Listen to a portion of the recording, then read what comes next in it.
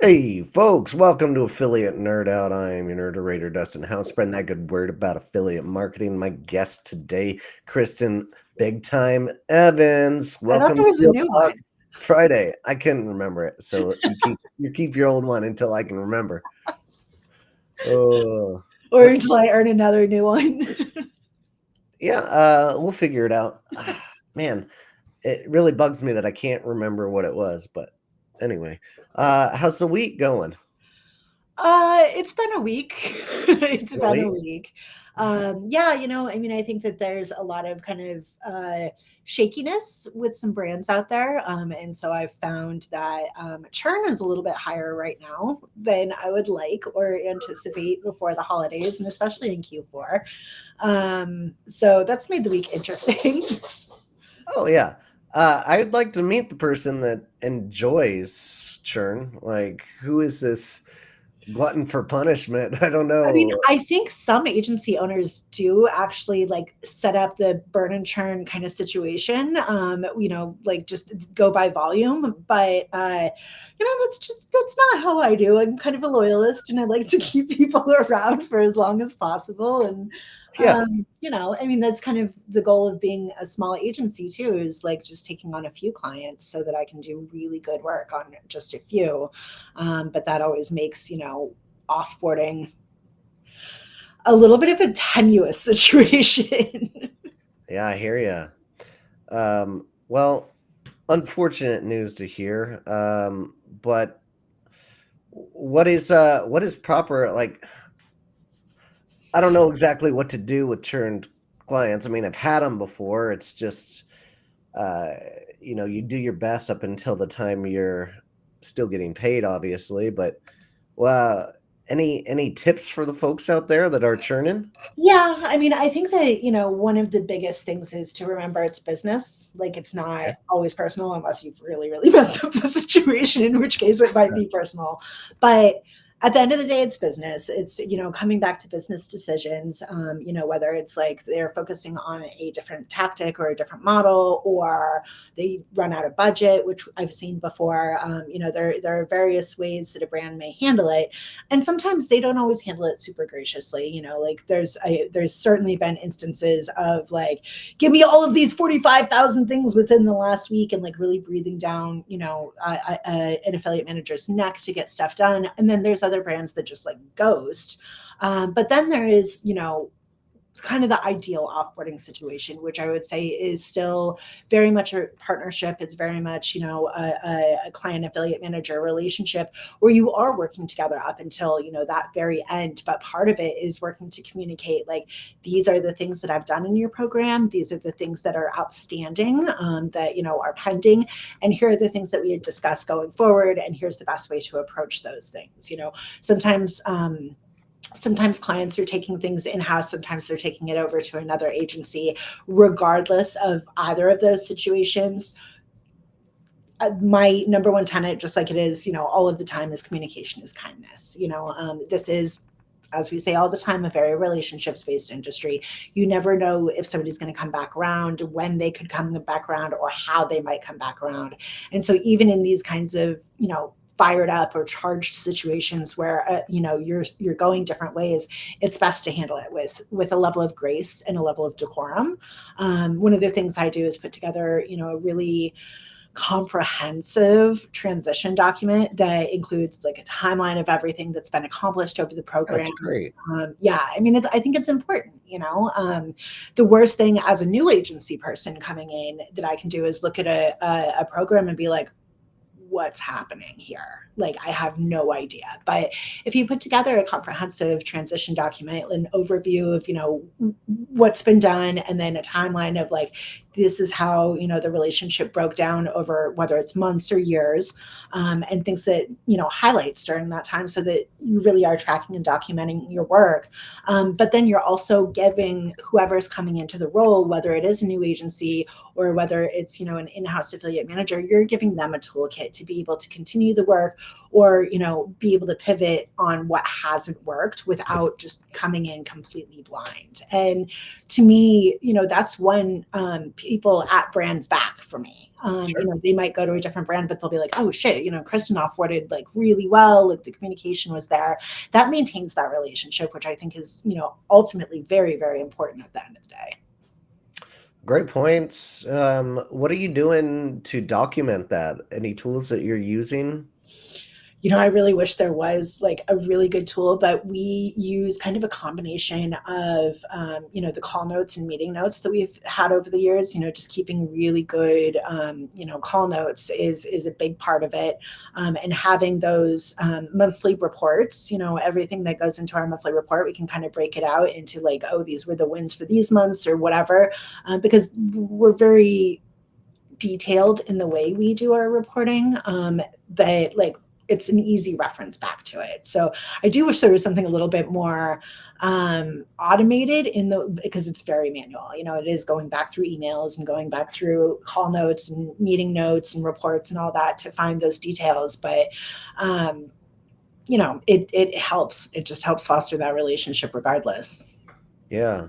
I'm I'm going through a practice right now. I've got an automation coach. His name's Jonathan Greed, and shout out to him and all the great things he's helping me do. And that's one of those things that you can do with AI at this point. Like, take all the meeting notes that are already being generated by AI from your meeting note taker, Mhm. and then send that into whatever document you want for a later time, or roll that up into a report like you're using with Affluent, combine the two, and be able to send these things in an automated fashion. This seems like a good fit. Yeah.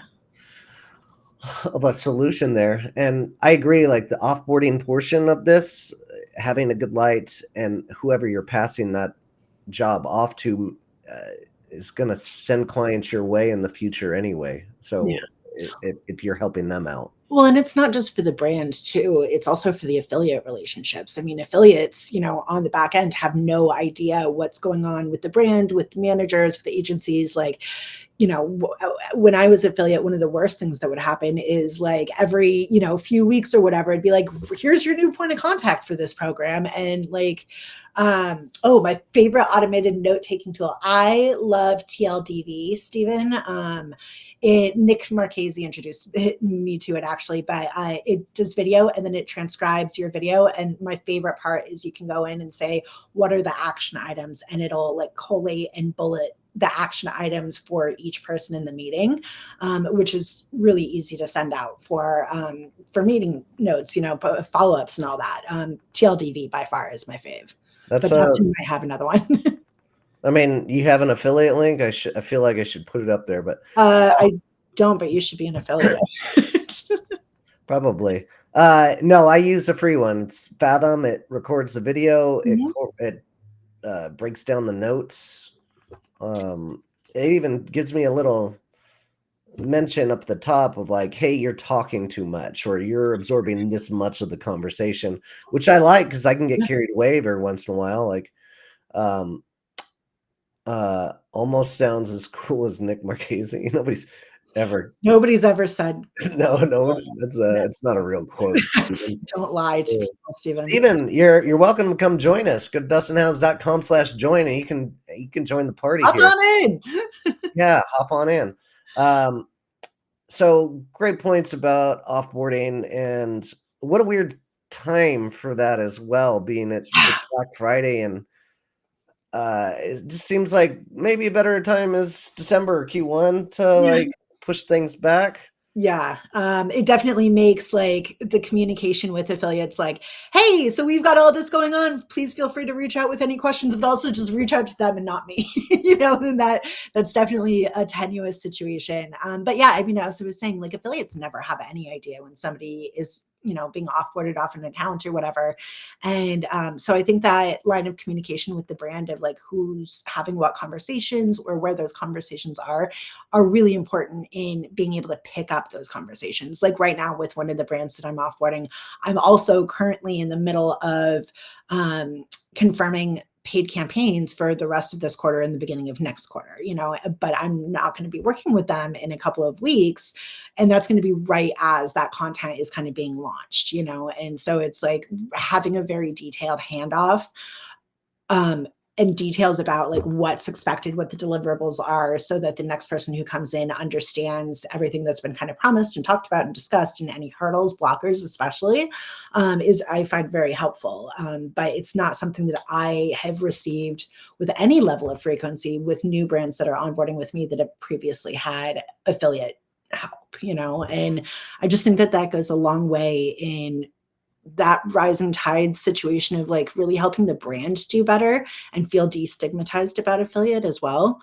We don't want to necessarily come off as selfish, or you don't have to lay out your whole strategy in the offboarding document either. It just literally has to be like, this is what's been done. It doesn't have to include any proprietary information.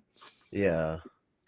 Oftentimes when people leave the company as well, or get fired for that matter, like there's just not enough communication with the affiliate partners, No. and letting them know like, hey, I'm moving on in my journey. Please, here's my personal email address if you want to get a hold of me.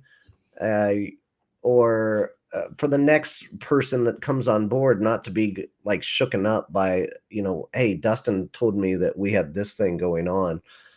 The importance of a CRM documenting all these things is super important as well. But I think a nice sign off, even if you are getting fired, like, come on, let me say goodbye to my Yeah. friends that I've made over the years, or however long.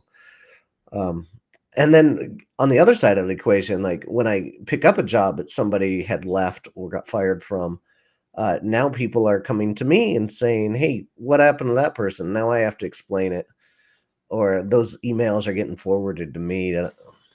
It's a little weird. Yeah, I mean, it really is, it can create such a ripple in all of those like relationships, but also just in the process of like being able to continue managing the affiliate program without having to like, undo a bunch of spaghetti, like having no concept of like what has ever happened in the program. I think that can be really hard too, like what if there was a huge drop in revenue because somebody came in and completely cleaned up the program and all of that, and the new person coming in doesn't know that that's like, the content focus, and these people had been previously removed because of fraud or whatever, and then they just like let them back in. It's like it's sometimes miscommunications like that can also create even more stress for the new person coming in, and it's not great. None of it's great. So communication is kindness, even in volatile situations. Well, that's right. That's right. Another topic came to mind this week. I think you were in the conversation as well, but Martech Record has 5,000 plus like affiliate managers, brands, like partnership folks in this one general discussion. And there started to become a little bit of a leak of some self promotion. And that channel is like specifically supposed to be adults talking about trying to improve their program, and getting help from others, and being that part of a community. And then it's such a slippery slope. Yeah. One person puts a note in there, and then nobody says anything, or and then another person thinks it's okay, and then they're going to start doing it. I'm so glad Mike was on top of that Yeah. to like squash it quickly. Yeah, for sure, for sure. Yeah, I mean, I feel like people love to like skirt the rules whenever they can. And it's very much like that's kind of one of those situations where it's like, oh, so and so is doing it, I can do it, and then Sure. that just rolls downhill. Like, what a snowball effect. Yeah. And you can't blame the hustle. Everybody's trying to get out there, make their money, uh, Yes. get their name out there. There's just a good and bad way about doing it. And like, I don't even like presenting videos that I've made. If somebody else throws something in there that I made, super. Like, Yeah. but like, I'm not going to promote myself of like a video that was even educational. I don't feel right about doing that. I don't Yeah. know who these people are that can like. It's not in me, I guess. I don't know. Some people are just really good about blowing themselves up, and, like, I mean, good for them, like, more power to them. But, like, also don't break the rules. Don't break the rules, please, let it be fair for everybody, otherwise it's not fun for anybody. Yeah. Another thing that's like I'll put content out on LinkedIn all the time, and every once in a while I'll be promoting myself in some kind of capacity, or not asking a question, but other competitors of mine in the space. I'm not gonna put names out there, but they'll like jump into the conversation or and promote themselves Yeah. in the comment section. And I just find that pretty rude. I see that a lot too, and I see it like, there's been a couple conversations around, like, attribution and a couple of other, like, kind of, like, conversations where it really should be more educational and helpful, where people have come in being like, "Well, if you were working with me, that would never happen," and it's like, is that helpful, or is that, like, just being super self-aggrandizing? And I mean, that's another thing, like, I just lead by the be helpful, not hurtful kind of ethos, and, like, I don't think everybody thinks like that. I think there are a lot of people out there that always think with a me first mentality and are always on the lookout to be self-promotional regardless of the situation. Like, read the room, bro. Read the room, not for everybody. Let's see. Steven, LinkedIn is new Facebook. I miss LinkedIn. Join the chat. How did you miss it, Steven? It was literally on the screen. DustinIslands.com/join. It's not hard. Uh, but we're wrapping up here anyway, Steven. Sorry you missed us. We usually make these short on Real Talk Fridays. We're at Real Talk Fridays. I forgot to turn my chair around and put my hat on backwards. Damn it. You Maybe even have that in your social post. Like, come on, Dustin. the hats are right there too. Dang it. Let's keep this roll up. Let's keep doing this every Friday. Let's say 1 o'clock. Sounds like a 1 Pacific time. Yeah. If anybody wants to join, I'm gonna have a link up there, and you can come in and talk about any problems, qualms, issues, hurdles, whatever you want to do. Come and hang out. We'd appreciate you. We also celebrate wins. It doesn't have to be negative. It can be positive too. See, this is how you don't promote yourself. You just let somebody else do it. Yeah. That was Steven, literally perfect. thanks. Thanks for being a client. Thanks for the promotion. We appreciate you, buddy. Until next time, keep on recruiting, and we'll see you out there. Have Take a good care. weekend, everyone. Bye.